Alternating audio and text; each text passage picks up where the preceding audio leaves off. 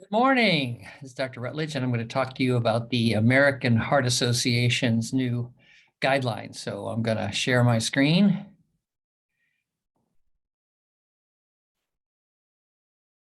And we'll get started. Okay, mini gastric bypass diet and no mini gastric bypass diet, regardless of your MGB. I think you'll find something interesting today in the American Heart Association's new guidelines. Okay, my opinion is with understanding comes both power and safety. I volunteer, of course, to talk to anyone. Give me a call if I can help. I've had a good experience in the past 2 years, talked to almost 400 people now. So call me if I can be of any help, or some of these tips and pointers are a little bit misleading. So I want to thank you, especially all my patients, now several thousand, and my brothers and colleagues who've helped me with advancing the knowledge of medicine, diet, and the mini gastric bypass around the world. Okay, in this longer work, I'm going to be talking about obesity and addiction. That's addiction, notice that. Salt, sugar, and fat, and how they are addicted. The MGB diet, which is nothing special. It just stopped making bad decisions. Talk about supplements, follow a blood test, MGB years later, marginal ulcer, gastritis, reflux, fainting, and salt early on, deficiencies, excess weight loss, thiamine, and complications with that in sleeve and MGB patients, bowel reflux, gastritis, ulcers, estrogen and depression, osteoporosis, anemia, the leaky bucket idea, and we'll take questions. But this morning, before we begin, I commit myself to you. That's all the patients and the surgeons also. All of us, the physicians who care for our patients and families, we care about our patients, family, and the country's health. And I'd like to say again, I'm at your service. Give me a call. I'll do my best to help you in any way. And you can easily get in touch with me. It's CLOS, not CLSO. I'm an old surgeon, and the reason that I think I'm pretty knowledgeable is not that I'm that smart, but I've made a lot of mistakes and errors, and I've learned from that. And so 40 years later, again, you're welcome to take advantage of it by contacting me anytime, drr@clos.net, and then we can talk using Facebook Messenger, WhatsApp, Zoom, or whatever. So communication now is almost essentially free compared to the old days when I was growing up, and this was quite a bit more expensive. MGB background is nothing me being smart, it's just serendipity. It's nothing more than routine general surgery. And what I'd like to do is just pass on some information about this, about the gut that I've learned, not just about the MGB. So diet advice today, like the MGB, can be tragic, deadly when done wrong, but if you do it right and learn from your MGB and the MGB diet, that can fix things and make you and allow you to do much better. So today I want to tell you something you don't know, maybe tell you something new from the future, clear up some confusing things, and tell you that something you think might be wrong is actually right. And everything I say is right. Why? Because I'm not that smart, but I'm old and I've been around and I've learned a few things. So today we're going to talk about the American Heart Association's new 2021 dietary guidelines to improve cardiovascular health. And I think they did a moderately good job of trying to do a scientific statement from the literature, and they made it a little weaker. They watered it down, and then I will punch it up to make it more accurate. Those are my opinions. So this was kind of the little graphic that they made, and this is the idea from the attempts to make their recommendations gentler and milder. So basically it said, emphasize fruits and vegetables, whole grains, and healthy sources of proteins. And they flipped this around. They put fish and seafood first, which is wrong. And they had legumes and nuts, and they put those in the wrong place. And then they said low-fat-free dairy, and then poultry if desired. And this is a little messed up. We'll go over that. But somebody who got hold of this tried to make it more palatable to the big companies that sell you poisonous food. So They said use liquid plant oils instead of the bad things, and they do leave that out. So it's confusing there. We'll make that better. Minimize, which means another word of minimize, which is don't eat foods with added sugar or drink foods with added sugar or artificial sweeteners, which they left out because that's a tactical error on their part. Don't eat or stay away from ultra processed foods. They say minimize. Especially stay away from processed meats. I mean, they actually cause cancer. And they have food high in salt way down here. It should be no salt. And again, they kind of watered it down. And alcoholic beverages, minimize. And tropical oils, basically, tropical oils covers up palm oil and coconut oil. And there's a lot of goofy people who think coconut oil is a good idea. And here, this is a really milk with toast commentary. Adjust energy intake to achieve and maintain healthy body weight. What they should say is eat less, for goodness sake, and eat less crap.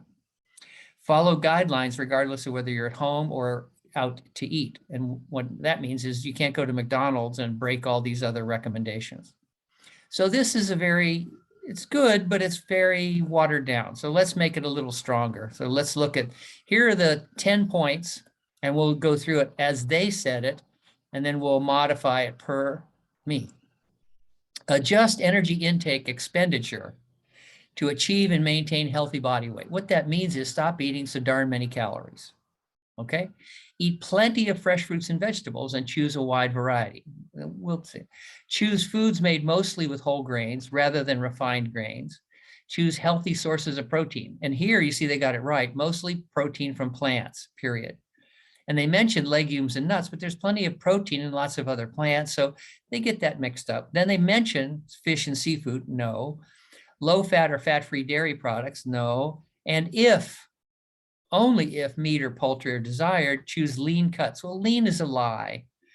Lean means it's not as full of fat as regular cuts, but they're all full of a ton of fat. 50% of calories come from fat. So this is a trick. Don't see the word lean and think you're okay. Lean is just a trick from the meat companies saying, oh, I'm eating well. You're eating a ton of fat. Stop it.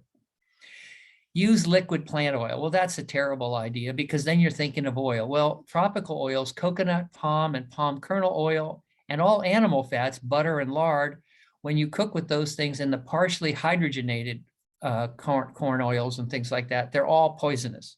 So stop eating them. And they say that, although in a kind of a gentle, mild way. Choose minimally processed foods instead of ultra processed. Yes. Yes. Choose is, again, gentle. You know, come on, could you just choose it? It doesn't say stop eating poison, ultra processed foods. Minimize the intake of beverages and foods with added sugar. It should say don't eat sugar. Choose prepared foods with little or no salt. Should be no salt.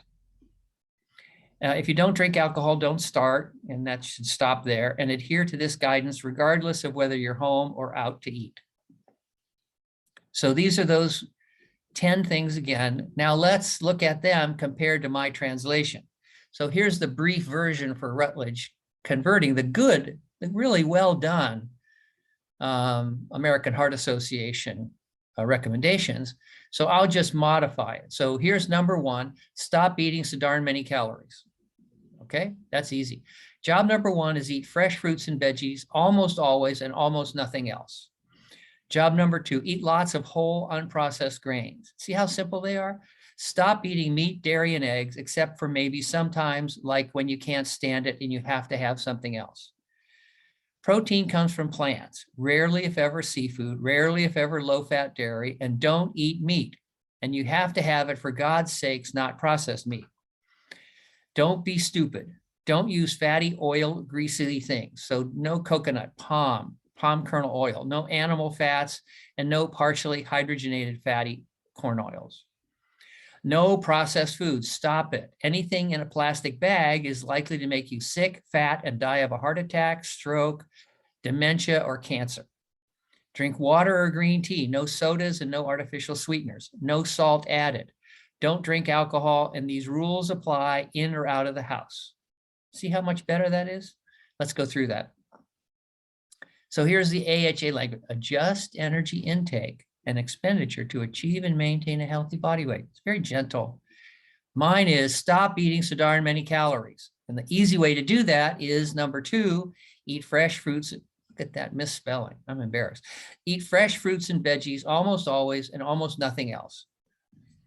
Okay. Again, job number 2, eat lots of whole unprocessed grains. Stop eating bread and breakfast cereals. They are poisonous. And pizza, get rid of the bottom part of the pizza, get rid of the meat, and that gives you vegetables and tomato sauce. Choose healthy sources of protein. Stop eating meat, dairy, and eggs, except maybe sometimes like when you can't stand it and you're going to die, then okay. Protein comes from plants. That's where to get it. Rarely, if ever, seafood, rarely, if ever, low-fat, non-dairy, and don't eat meat. If you have to have meat, for God's sakes, not processed meat. Okay, use liquid plant oils rather than tropical. What? Just don't be stupid. Don't use fatty, oily, greasy foods. That's fat. Remember, the reason you're listening to this talk probably is you take care of fat people or you are a fat people. Don't eat animal fat, butter, lard, and partially hydrogenated corn oils and things like that. And number 1, maybe, of all these is stop eating processed foods. If it comes in a plastic container, a Ziploc bag, or something like that, you don't want it. Donuts, not good for you. Surprise.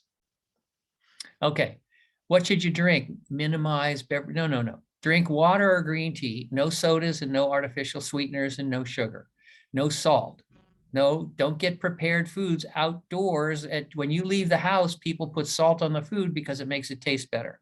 That's why salted nuts, pretzels, potato chips taste so good. It's all salt, and it's the number 1 killer of cause of high blood pressure, which is the number 1 killer in the United States and growing around the world. Don't drink alcohol. I mean, come on, really.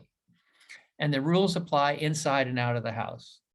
So again, this is a very gentle way to say it, and you can look at that. But that's my brief talk for this morning, and I'm happy that everybody popped in.